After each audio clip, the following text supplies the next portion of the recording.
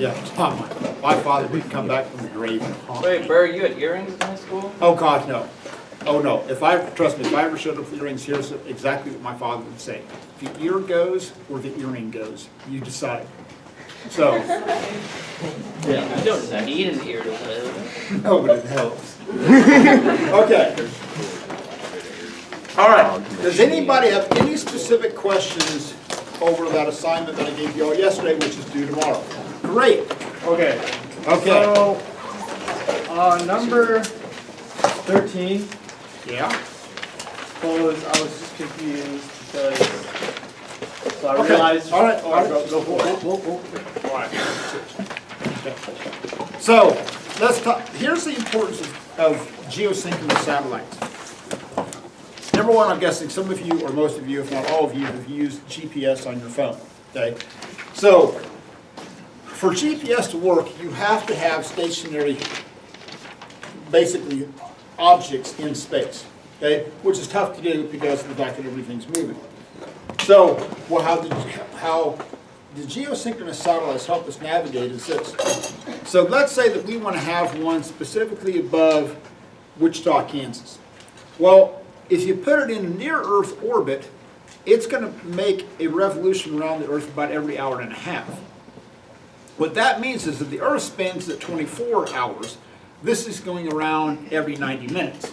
So it's basically lapping the Earth. So that won't work as far as being a stationary target, okay, because of the fact that it's moving. So what we're going to do is we're going to take this thing and we're going to plant it out here in what's called a geosynchronous orbit. So we're going to boost it way out here so that as Wichita, Kansas spins once on its axis and takes 24 hours to go around, the same thing is going to happen with the satellite. We've got like this, it's called the parking lot, the geosynchronous parking lot. So we've got about, I think the last time I checked, there was like 30 geosynchronous satellites out there. Because what you have to do is called a triangulation of data. You have to be able to bounce your location off of 3 different sources to figure out exactly where you are. Because you can't bounce it off just one and know where you're at. Okay? You have to be able to bounce it off at least 2, preferably 3. So we've got these satellites out here that are basically forming a ring around us. And so that's what allows GPS to work. So without that, your satellites on your phone wouldn't work. So you've got to have these satellites going around. So here's what you've got. So you're going to start with the Swiss Army knife equation. You've got 4 pi squared r cubed equals big G, mass of the Earth, T squared. Now, because you're dealing with big G, what units does that period have to be in? Period has to be in what? Seconds. It has to be in seconds. So this has to be in seconds, your mass has to be in kilograms, your radius has to be in meters. So what you do is you're going to solve for R. Now, I promise you, you're going to have a problem like this on the test. It's going to be on the last page of the test. This is where this problem is going to exist. It's going to exist on the last page. So you're going to find this radius. Now, here's what's important. Where does that radius measured from? Center of the Earth out here.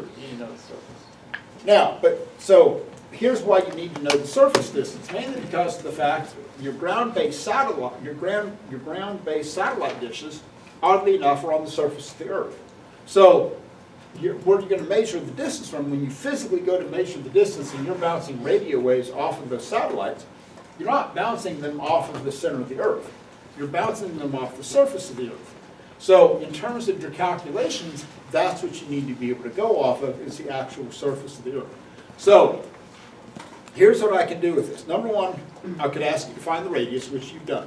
So if all goes well on number 13, your initial radius before you subtract out the radius of the Earth should start with the 4, and it should be something times 10 to the 7th meters. Okay? You're out there quite a ways. Then you're going to, from that, you're going to subtract out the radius of the Earth itself. Okay? So when you get done on number 13, it would be a fairly decent GPA times 10 to the 7th. Okay? Fairly decent. Not phenomenal, but not bad. Okay? So, here's the other thing that I could ask you to do. I could also say, okay, now that we know where this thing is orbiting, I could also ask you to find the centripetal acceleration of that satellite as it's going around. Now, if I ask you to do this, think this through. If I ask you to find the centripetal acceleration out there, by default, what else am I asking you to find? What else does your centripetal acceleration equal? Gravitational acceleration. Our gravitational acceleration. So what that means is that these two values are equal. So if I ask you to find the centripetal acceleration, I'm also asking you to find the gravitational acceleration. So there's three ways you can do that. You could use v squared over r. You could use 4 pi squared r over v squared, or you could use big G mass of the Earth over r squared. Now, I don't care how you do the calculation. Okay? If I give you a problem like this and ask you to find that centripetal acceleration, I don't care which of the three that you pick. You're going to get the same answer. That makes me no difference. But here's what's important. What is the one common variable to all three, no matter how you calculate it? R. So if I give you a problem like this, which I'm going to, what's the first thing that you have to find? Surface, No. radius. The radius from the center of the Earth out. Is that the R that you use? You don't use the R? No, you have, in any calculation with this, you have to use the center-to-center distance. Oh, so you take the 1 before you subtract it? Yes. Okay. You have to take the one before you subtract it in any of those calculations up there. Because that's a surface-to-surface distance. Okay? So, now, think this through. If I ask you to find G way out here, is that answer going to be bigger or smaller than 9.8 meters per second squared? Smaller. Smaller. It's going to be a lot smaller. Okay? So if you calculate G out here and you get like 12 meters per second squared, something has gone horribly wrong. I mean horribly wrong. Okay? All right. So let me give you some hints. If you look at 13, 14, and 15, 13 should be to the 7th, 14 should be to the 5th, 15 should be to the 3rd. Okay? So those should be your exponents on 13, 14, and 15.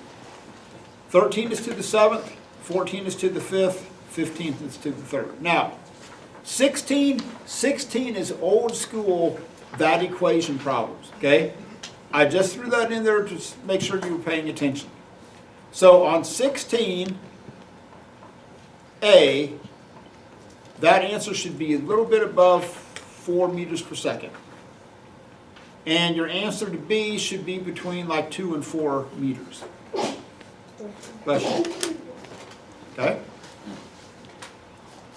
Everybody cool with that? Yeah. So 16 is just old school with that equation, literally. You're going to use that equation twice. That's it. Now, let's talk about problem number 12 where you're finding the mass of Saturn. So, on number 12, here's what you're going to do. You're going to start with that Swiss Army knife equation. 4 pi squared r cubed equals big G m over t squared. Okay? You're going to start with that. This is the Swiss Army knife equation. I promise you, when you get done with the test tomorrow, if you have not used that equation to find the mass of the planet, you have done something wrong. Okay? I promise you, you're going to have to do a problem like this. But what are you going to do wrong on problem number 12? What are you not going to do? You're not going to convert hours to seconds. You're going to see period, you're going to blissfully plug that number in, and you're off to the races. Okay? And you're going to get a mass bigger than the mass of our Milky Way galaxy. Okay? Small problem. Small problem. So, that's what you're going to do wrong. Now, from a historical perspective. So, you look at Kepler's third law. Kepler's third law says the periods are proportional to the radius cubed. So, as the story has it, and you got to keep in mind like a timeline. So Tycho Brahe did all his work 1500s. Kepler stole the data, did his work late 1500s or the 1600s. There's a gap. Newton comes along mid to late 1600s, publishes works, the Principia, revolutionizes how physics is done, all this good stuff. So then, according to the legend, Newton and a colleague of his were sitting around talking about Kepler's third law. And he's going, well, they go, Kepler's third law works, but we really don't know why it works. And Newton goes, oh, I've had this solution worked out for a couple of years. And the guy, so legend has it, he pulls out his, a drawer and goes, oh, here's the solution. And the guy goes, why haven't you told anybody about this? Like, yeah, it's not that big deal. So here's what Kepler did, here's what Newton did in relation to Kepler's work. So let's say, for example, you want to look at, here's Jupiter, and what's Jupiter famous for? What's one defining thing on Jupiter? Big red storm. Okay? So here, we'll even draw a big red storm. Okay. Now, yeah. So, now, the other thing that Jupiter has, he has a lot of them, but it has 4 Galilean moons, okay? Callisto, Ganymede, Europa, and Io. And so they were called the Galilean moons because they found them with, use the first one to use a telescope in that capacity. So, could you use Kepler's third law with the 4 moons of Jupiter? Yes. Why? Because they're all orbiting the same body. They orbit the same body. Now, so here's what Newton did. This is the beauty of what Newton did. He says, okay, let's look at the Swiss Army knife equation, where you got 4 pi squared r cubed. And so let's say you're going to talk about the orbital radius of Callisto. Okay, so you got 4 pi squared r cubed. Okay, when we're talking about Callisto. And then that's going to equal big G, the mass of Jupiter times the period of Callisto squared. So all I did was took the Swiss Army knife equation and wrote it in terms of Callisto and Jupiter. Okay? Now remember, here's what you're going to screw up. This mass is what's at the center of the orbit. Okay? This is what's at the center of the orbit. It's not the mass of the moons. Okay? This is the mass of Jupiter because that's what everything's orbiting. Now, he says, okay, hey, let's set up a ratio. Okay? And so then maybe we're going to look at Io. Okay? All right. So that's another Galilean moon. So you got 4 pi squared. The radius of Io cubed equals big G, mass of Jupiter, times the period of Io squared. So if you set this up as a ratio, what happens to the 4 pi squared? It's canceled. All cancels out. What happens to big G? What happens to the mass of Jupiter? What are you left with? Kepler's third law. Okay? So Newton says, here's the reason it works, is because of this relationship, and if you set it up as a ratio, and that's what Kepler did, what you end up with is period squared over period squared is radius cubed over radius cubed. And so that's the beauty of what Newton was able to do. He goes, hey, this is why it works, because it cancels out. But this is why what you're orbiting has to be the same, because you have to be able to cancel out the masses. So this is why I could do this with the 4 Galilean moons, because they're both orbiting Jupiter. Okay? So I couldn't do this with our moon and a moon of Jupiter, because then I couldn't cancel out the masses. So this is why it only works when you have objects orbiting the same center. Okay? And because it's a ratio, it doesn't make any difference what units these are in. If you're working it as a pure ratio, okay, they can be in years and years and astronomical units and astronomical units as a pure ratio. But listen to me. But any time you're going to actually solve this thing and you're going to use big G, it is the poster child for the MKS system. You have to be in kilograms, meters, and seconds. The only time you can use this, any period, anything other than seconds, is if you're just working as a pure ratio. That's the only time you can work it in days, hours, whatever that you want to do. Okay? Cool with that? Okay. Promise you, you're going to have to do a problem with Kepler's third law tomorrow as well. I promise you. Now, on 18, 19, and 20, that's talking about escape velocity. So here's the basic idea of escape velocity. So this is as close as I get to Halloween. So I've got this ugly gremlin from a McDonald's Happy Meal that somehow ended up in my room. So if I take this thing, I throw it up in the air, oddly enough, it comes back down, right? So if I throw it faster, it's going to go higher, right? And if I throw it fast enough, and faster and faster and faster, eventually what's going to happen? Don't come back, okay? And that's this idea of escape velocity. So escape velocity is basically how fast something has to be going to crawl out of the gravitational well that is created, okay? So like if you look at our sun creates this big massive gravitational well in the middle of our solar system. Well, so if we want to leave the solar system, that's a big thing to get out of, right?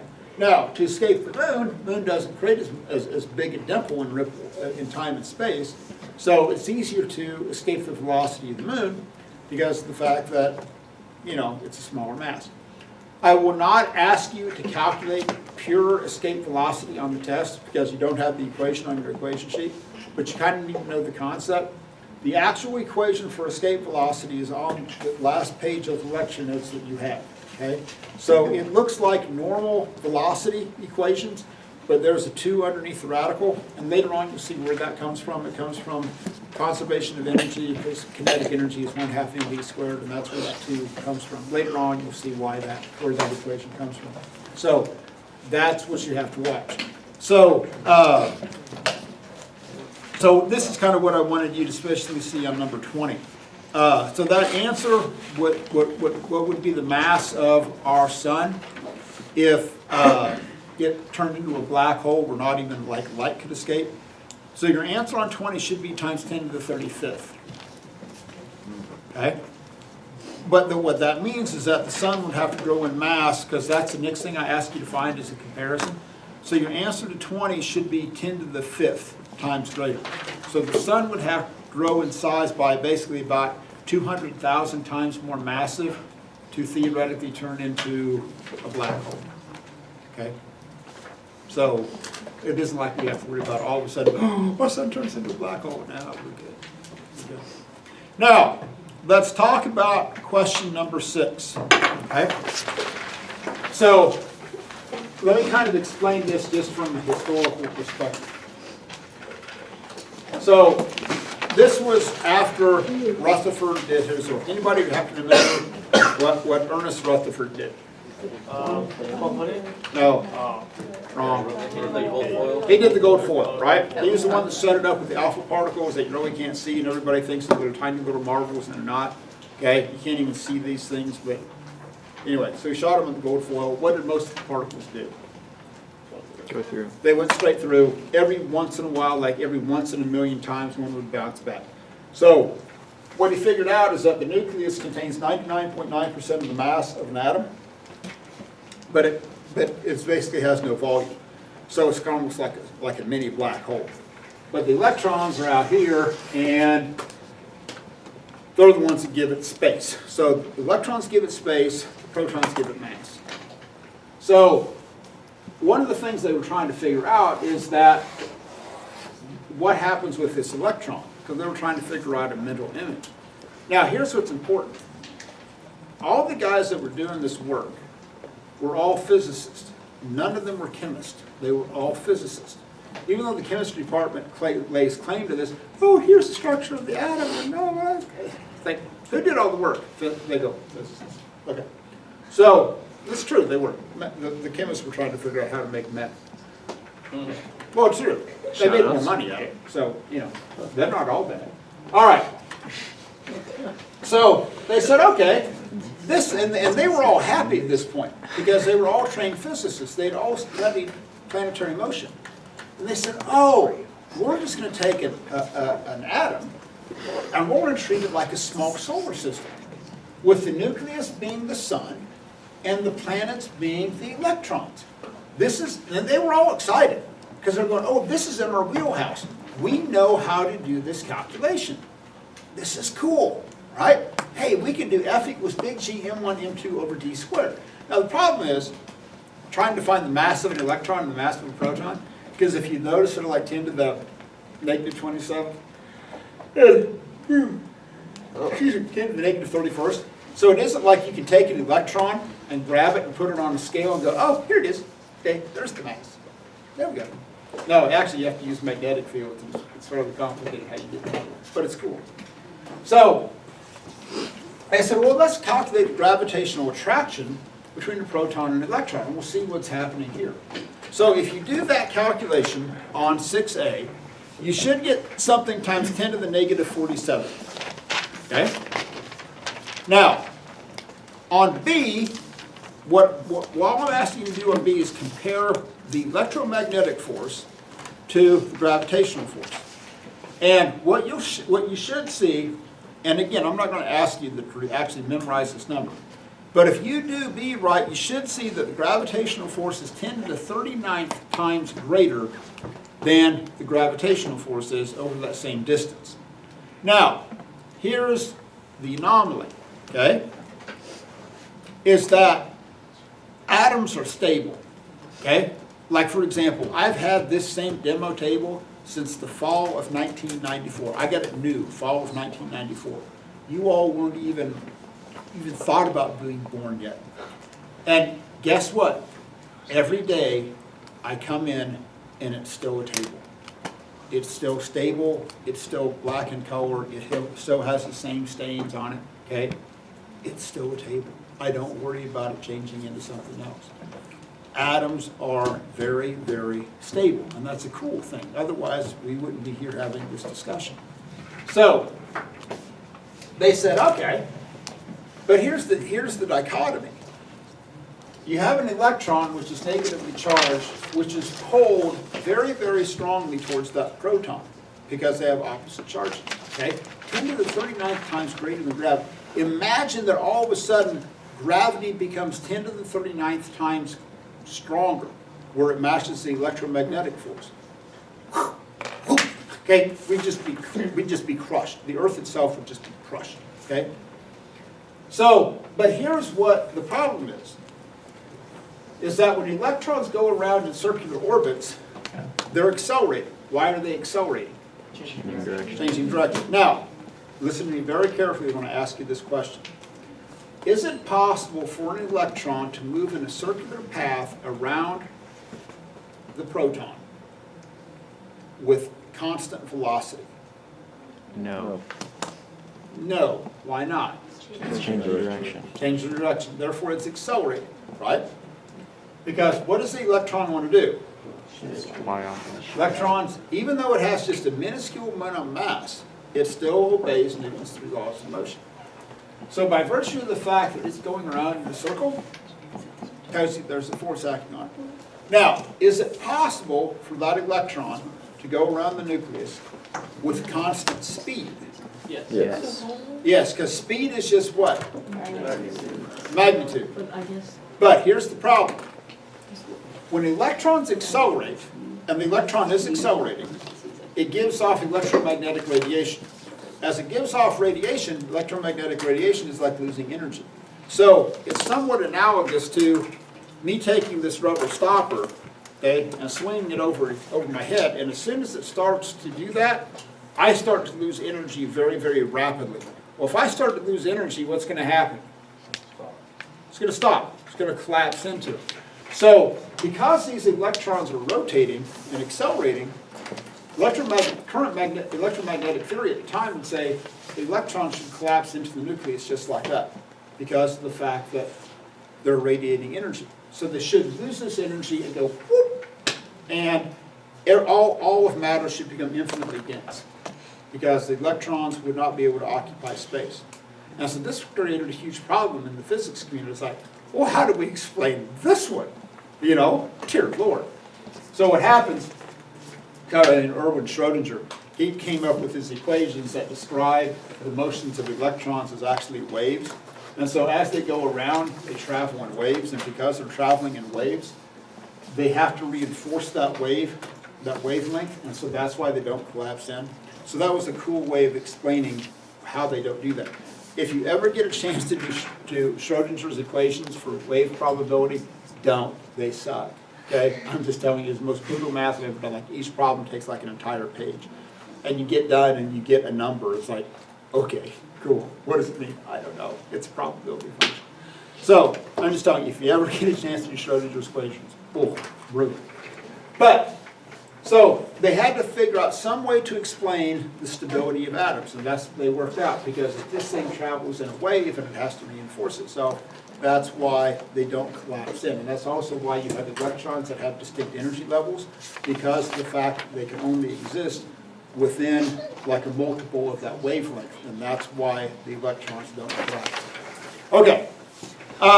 So anyway, so your answer to 6C should be like 10 to the 12th kilograms.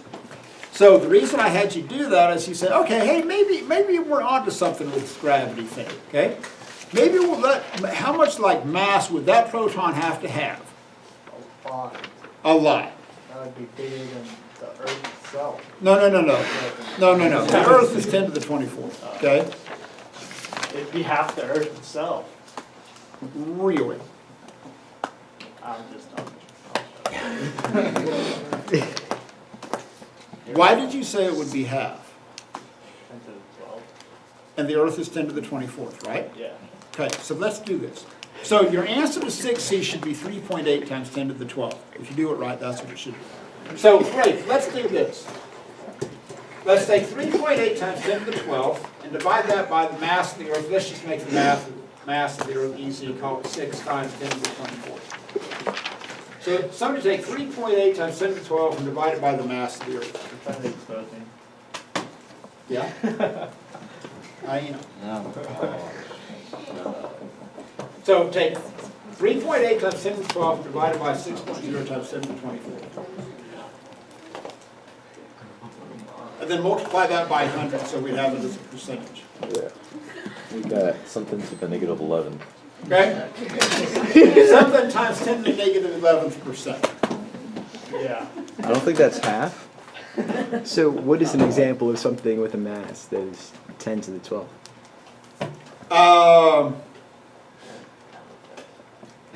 Probably like an aircraft carrier. Okay. About 3 of them stacked up on top of each other. It's like half Okay. the Earth. Yeah, that's about half the Earth. Yeah, half the Earth. Yeah. I agree. So, All out. Yeah, So, we have here's 12 here's of them, and why. that's half the mass. Because 50% is the basic part of the exponent, they'd have to have the same exponent. This would have to be like 3 times 10 to the 24th. Then it would We be half. literally made two Yeah, times the don't mass just of the look at the Earth exponent. in aircraft carrier. Yeah. All right. And the Earth is still here. Your answer to, let me see, number 5 should be 10 to the 16th. Both your answers on 8 and 9 should be something times 10 to the 3rd. Both of them? Yeah. Yeah. 8 and 9 should both be 10 to the 3rd. Yeah. Both your answers on your Lagrange points on 10 should be 10 to the 8th.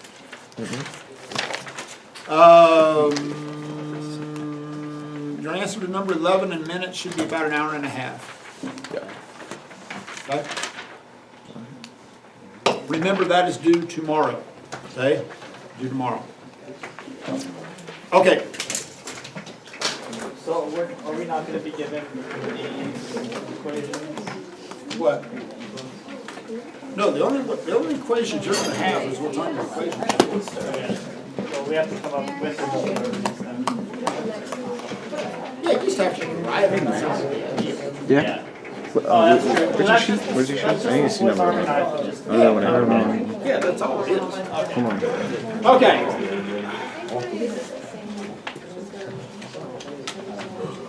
So, there's going to be 2 distinct parts to the test. So I want to kind of go back and refresh ourselves on the whole centripetal motion thing. So, let's say that I take the gremlin and put him here and spin this thing around. So, is the gremlin undergoing centripetal acceleration? Yes. Yes. So, here's the green spinny thing.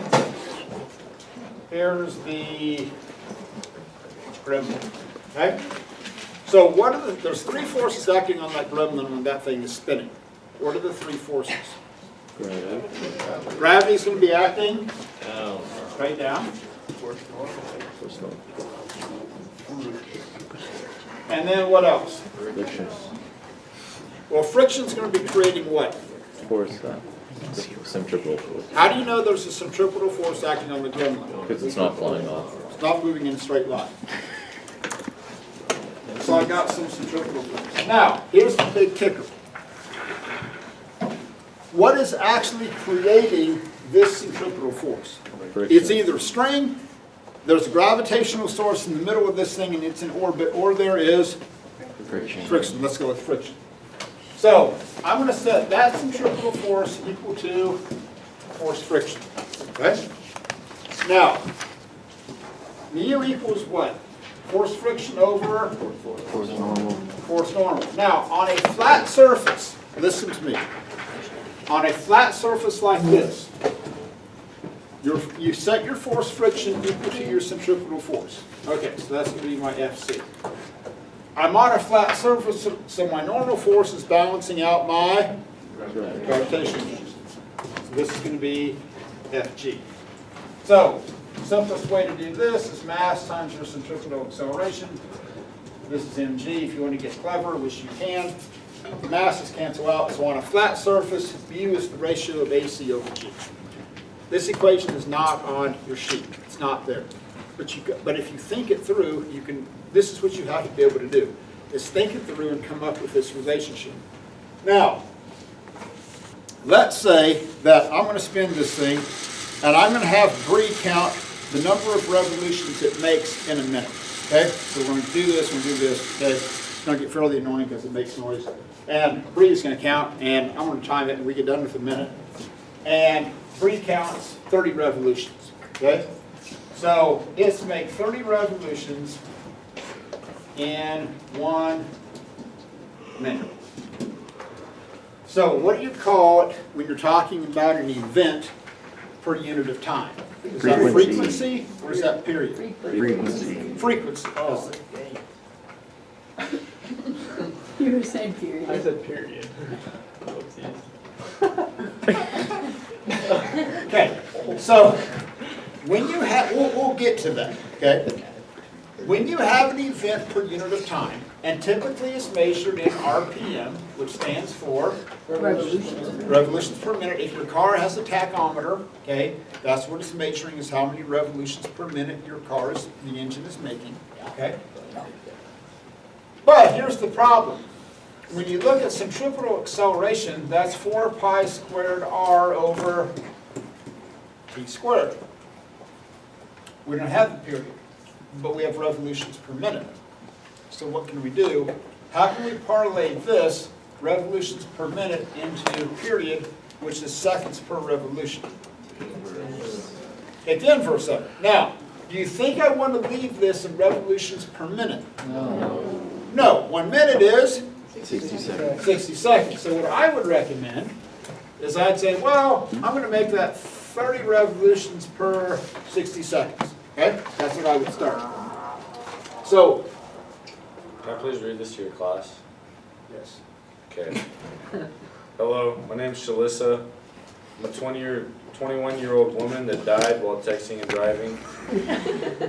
I got my glasses on, but I'm not buying it. Every 15 minutes, someone dies due to distracted driving. We want to bring awareness to people about the dangers of distracted driving. 64% of all road accidents in the U.S. involve cell phone. 1 out of every 4 accidents in the U.S. are caused by texting and driving. And texting and driving is 6 times more likely to get you in an accident than drunk driving. Thank you. Thank you, Shalissa. Thank you, Shalissa. Good old Chris. Artie said that one, dude, and it wasn't that funny. I'm just passionate about this cause, but You should. Aren't we supposed to not talk? Supposed to be dead? It's close enough. It's okay. Brain dead. It's Halloween. It's haunted. Okay? All right. God. So, period's the inverse of frequency, right? So if this is 30 revolutions per 60 seconds, how can I figure out the period? Hunter. Yeah. every 2 seconds per revolution. Yeah, so if you shorten this down and reduce that down, that's like 1/2, right? So if you take the inverse of that, because period is going to be the inverse of that frequency, which is 1/, revolutions per 2 seconds, if you simplify it. So here, this is where the magic happens. I've got seconds in the denominator of the denominator, so those seconds are going to flip up. You get 2 seconds per revolution. Okay? I promise you, if you get done with the test and you have not done this, you've done something wrong. Okay, I promise you, you're gonna do something like this on the test, where you gotta convert revolutions per minute into seconds per revolution. If you hand in the test and go, wow, I didn't do that, wow, you've done something horribly wrong. Okay? You said that's not in the sheet here, on the big dog equations? No, it is. Oh, okay, okay. Here, grab each of these 5 papers. There's 2 reviews and then like list of topics for planetary motion. So just go down the line, grab one of each. Okay. Bye, Hunter. 12:30 you're leaving, boy. Eli. See you later, Hunter. Says We 12. already said bye. Whoa, aren't you supposed to not talk? 20 minutes late then. Why is Okay. everyone breaking Drive the safe, rules please, of do not being test the dead? drive. Yeah, don't test the drive. Okay, now if I take this rubber stopper and put it out here on the edge and make this thing start to go around, eventually what's going to happen? This one got on my glasses. It's going to fall off. Why? Its velocity reaches its, never mind. What's holding it on there? Friction. It's friction and an unlimited force. No. Okay? Wow. It goes flying off. It's the same concept as the planet with the, right? Isn't Yeah. it? Okay, that's what I was saying. What? Was it? Well, then just say it the right way. I said velocity, like the planet's velocity, if it's high enough that it gets out, right? But you didn't finish. You just said velocity and you're like, oh, that's stupid. Someone Yeah. So that isn't at all what you said. In math's defense, he nailed it spot on. I was saying it, and then Burkamp looked at me with that look, and I was like, okay, maybe I Oh, should what stop. look? Seriously. You know the look, I see it all the time. You know why? It was You deserve that We it. like to give looks, and you got some too. Okay. No. I was maybe 4 or 5 years ago. I gave a speech up to like an education symposium at K-State, and these were going to be future teachers. And I said, you become a master teacher when you can completely control a class using nothing but your facial expressions. If you can pull that off, you've reached the point. Okay. If you can just go, and the class gets quiet, you're there. And they all laugh. All right. So here's what's important. If you're on a flat surface, you end up with AC over G. The frictional force is what's keeping it going around in a circle. Remember that, remember that, remember that. You're going to have a problem like this. Mark my words. It's going to be on the front page of the test. This is where this is going to be. Now, in contrast to that, and I am literally going, in this problem that's on the test, it is literally going to be, Bubba is in a spinning barrel, okay? And the floor is going to drop out. You're going to know it's going to be, literally, it is going to be Bubba, okay? So here's Bubba on the wall, right? And this whole thing is spinning, so imagine like the room is spinning and I'm like this. And we're going to interview Bubba when he gets off the ride, okay? I'm going to say, Bubba, what happened? Oh man, I was pushed up against the wall. I could not lift my head. Okay? So, You gonna have that dip in your lip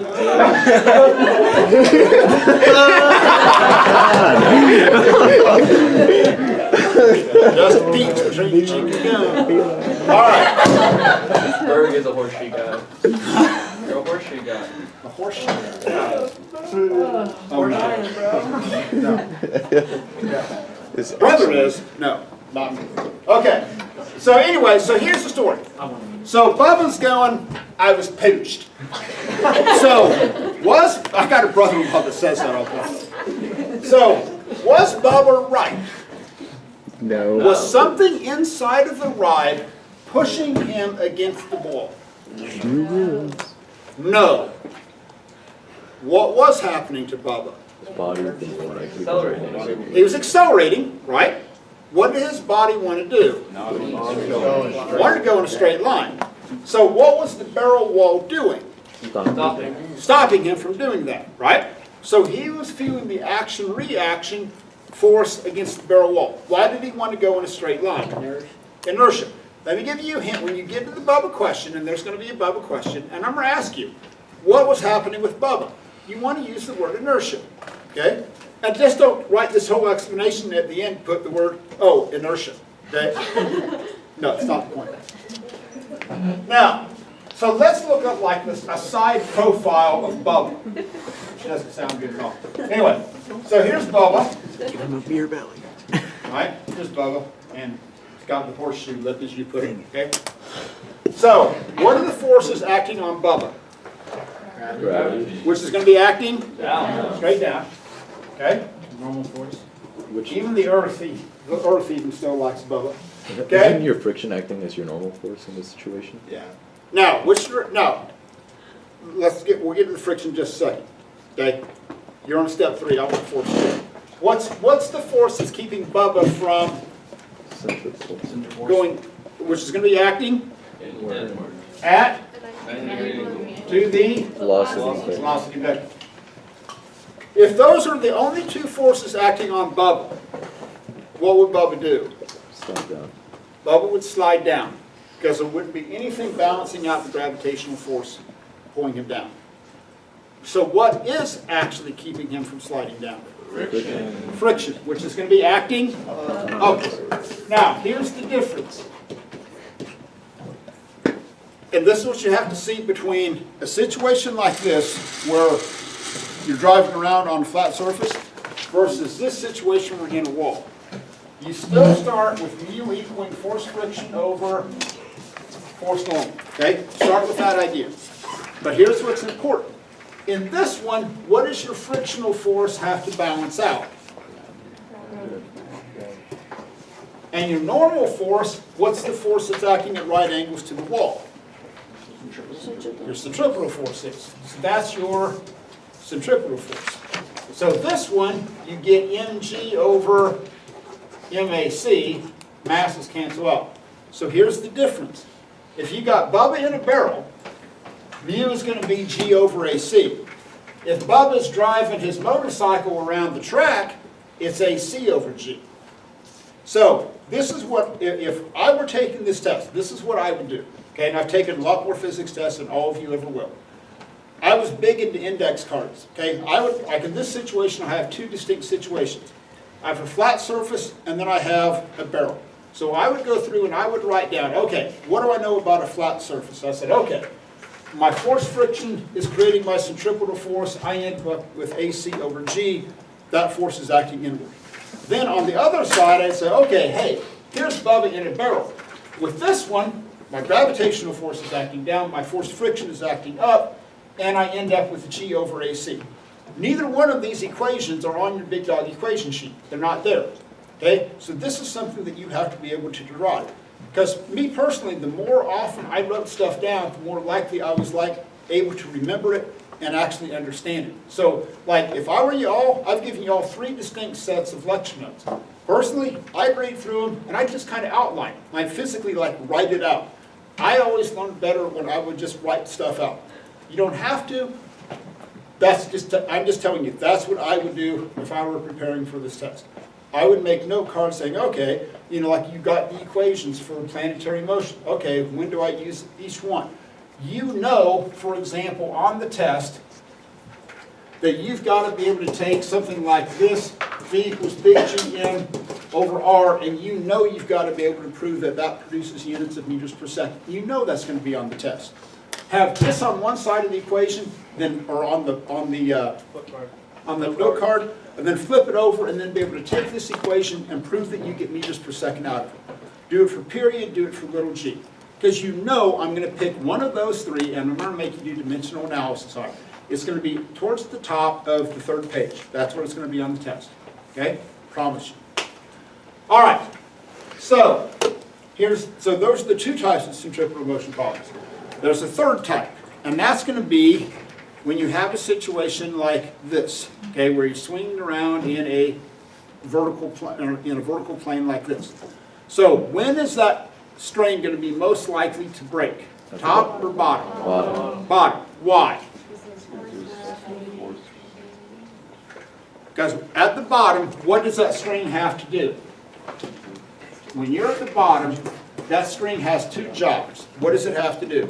Overcome gravity. It has to overcome gravity, so it has to provide the normal force. What else does have to do? It has to make it move and travel in a circular path, right? So, remember, this is what you feel. So if you look at force total, at the bottom is going to be Fc plus Fn. Now, if you're at the very bottom, what is the normal force going to be balancing out? Gravity. So just make this mg. Okay? And don't make this negative, okay? Don't get weird with this, okay? These are two positive numbers because you're talking about the forces acting in. So, here's the beauty of this. If I just hold this string up like this, okay? I just hold it up, that's it, nothing else. I just hold it up. What is that stopper going to feel? How much force is it going to feel? Don't make this difficult. Is it going to feel any centrifugal force at all? No. Guess what it's going to feel? Oh, normal pull of gravity, right? It's going to be like 1g. It's going to feel the normal force of gravity. Now, if I start to swing that back and forth, what's going to happen to the force on that string when it hits the bottom? It's going to be greatest. Bigger or smaller than if it's just like this? Bigger. Bigger. Now, here's how you can show that.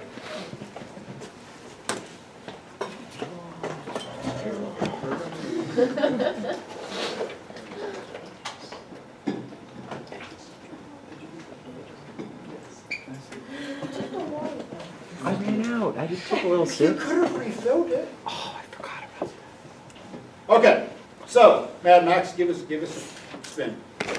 Okay, so if I just take this and drop it, what happens? It falls. Cool, sure, work out gravity. You teach physics, nice. But now what I'm going to do is I'm going to take this, I'm going to start to swing it. Oh, wow. Oh, wow. That's nuts. Okay? Now, why does it work? This is a greater force. Body. Hold on, what did you say, Mary? There's more force acting on it on the bottom because it has both the normal force and the centrifugal force. Ah, because if I just do this, what's the only game in town? You got that action going, right?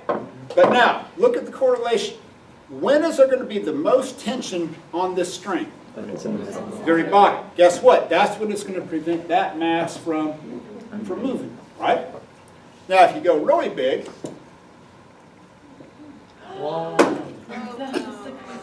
okay, you can actually, at that bottom, create more total force than what that's pulling down with.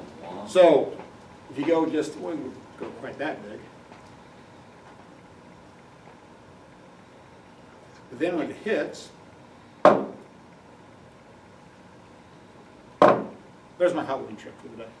Yes, Matt? What happens when you swing the bigger mass? What do you mean, if I put a bigger mass on this? Well, if you swing the one that's bigger. Oh! It's just going to fall, Faster? yeah, Okay. yeah, it's just going to fall faster. Then it's fine. Because then it's going to really be out of balance and it's going to really create that bigger acceleration. Okay. Got that. Now, is it possible to be in a state of weightlessness at the bottom of the swing? No. No. Can you be in a state of weightlessness at the top of the swing? Yes. Yes. Because if you added the bottom, what are you going to do at the top? You're going to subtract. So this is going to be force total is going to equal Fc minus Fg. Now, if this is going to complete the loop, if you're on an inside loop, what does this force total have to be? 0. Or Less than 0. bigger than 0. Your centripetal force has to be bigger than the gravitational pull. Because what happens, what that means is that I have to have this string to make up the difference, or I have to have the outside loop of the roller coaster. I have to have something out there to make up that difference. So if you're going to complete a loop, this force total has to be greater than or equal to 0. The only way that can happen is if my centripetal force is bigger than my gravitational force. Okay? And the only way that can happen is if my centripetal acceleration is bigger than 9.8 meters per second squared. So, you add at the bottom, you subtract at the top. So when you have a problem like this, which you will at the top of page 2 on the test, when you flip over page 1, this is what this problem is going to be. It's going to be a roller coaster. You're going to be going around in a loop. And I'm going to ask you, are you going fast enough? Here's the answer I do not want. Here's the answer I do not want. Do not go, oh, yes, it will because the total force, and if you just say, oh, the force is positive. If you just say the force is positive, I have no idea which force you're talking about. I don't know if you're talking about the centripetal force, I don't know if you're talking about the normal force, the total force, I don't know what you got. So if you just say it's going to complete it because the force is positive, that's too vague. Okay, you have to be very specific. So what you could say is like, oh, the total force is positive. You could say force centripetal is bigger than Fg. Now, anybody remember how to calculate the minimum velocity for something to complete a loop? Sure. Well, and that comes from setting this equal to 0. So here's what you have to remember about this. When you look at force total equaling force centripetal minus Fg, you get in a state of weightlessness, you're going to feel nothing. Fc minus Fg, you got mv squared over r equals mg, da da da da. You end up with v equaling the square root of 0. Again, this isn't on your equation sheet, okay? It's not there. But this allows you to calculate that minimum velocity. It's a cool thing. And then if it's going faster than that, hey, you complete the loop. Now, here's the other problem that I promise you is going to be on the test. I'm going to give you a situation where you're going to be in a loop, and I'm going to tell you, hey, I want you to be at the top of that loop, and I want you to feel 1/3 of your force weight, okay? Or some fraction. It could be 1/3, it could be 3/4. I don't know. I'm going to pick a fraction. Remember, this is what you feel. This is what you're going to feel.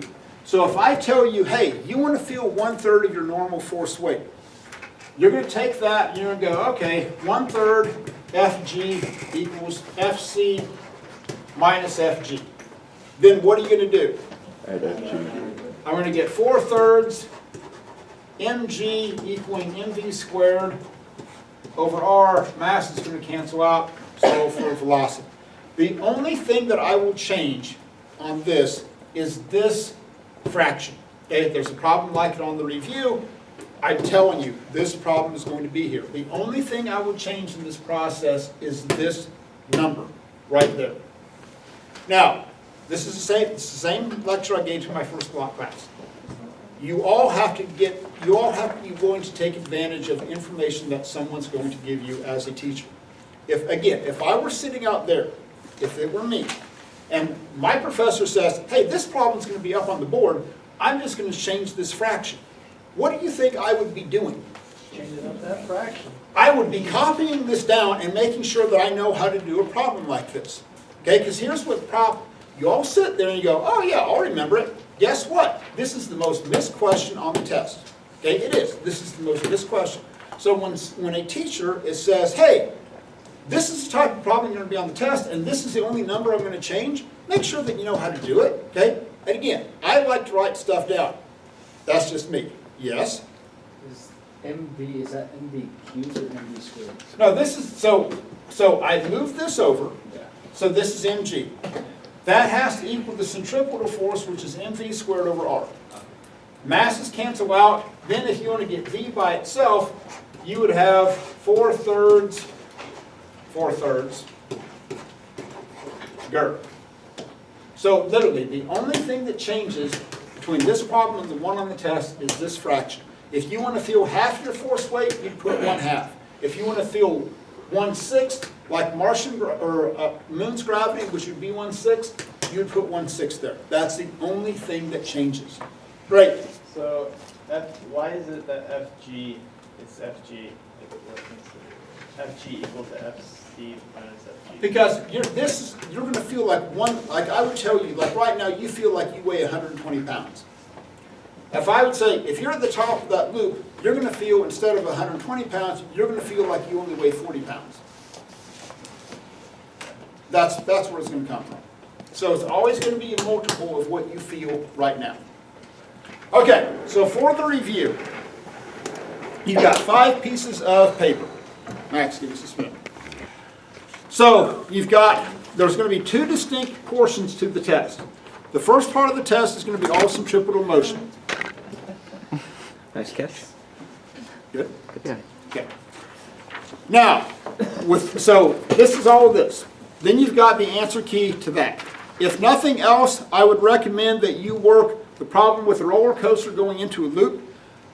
One of the things you're going to have to do is calculate the velocity of the roller coaster at the bottom of the loop. I will not make you do that portion on the test. I will give you the velocity. I threw that in just to kind of keep you refreshed about force parallel and that type of thing.